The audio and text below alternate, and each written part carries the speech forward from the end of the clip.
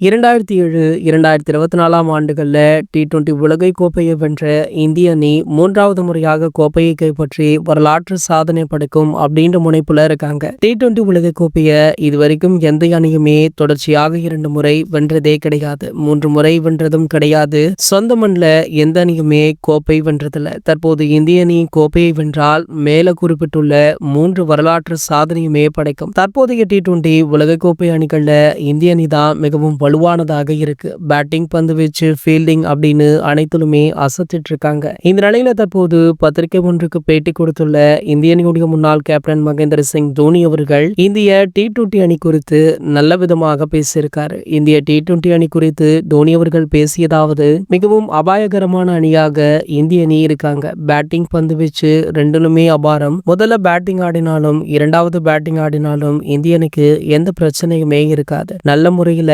தயாராகி இருக்காங்க. மேலும் பேசிய தோனி அவர்கள், எனக்கு கவலையெல்லாம் பணிதான். பணி எனக்கு பிடிக்காது. அது நிச்சயம் பயமுறுத்தும். பவுலர்கள் நல்ல ஃபார்ம்ல இருந்தாலுமே பணி காரணமாக அச்சத்தோடு பந்து வீசும் நிலைமை ஏற்படுமா? தற்போதைய இந்திய அணி நிச்சயம் எப்பேற்பட்ட அணியையுமே வீழ்த்துவிடும். பணியின் தாக்கம் இல்ல அப்படின்னா மட்டுமே இதனை மட்டும் என்னால உறுதியாக சொல்ல முடியும் அப்படின்னு பேசியிருக்காரு. தோனி கொடுத்த இந்த பேட்டி தற்போது சமூக வலைதளங்கள்ல படு வைரலுமே ஆகிட்டு இருக்கு. இது போன்ற செய்திகளை பத்தி நீங்க உடனே தெரிஞ்சுக்க நம்மளுடைய சேனலை மறக்காம சப்ஸ்கிரைப் பண்ணிக்கோங்க.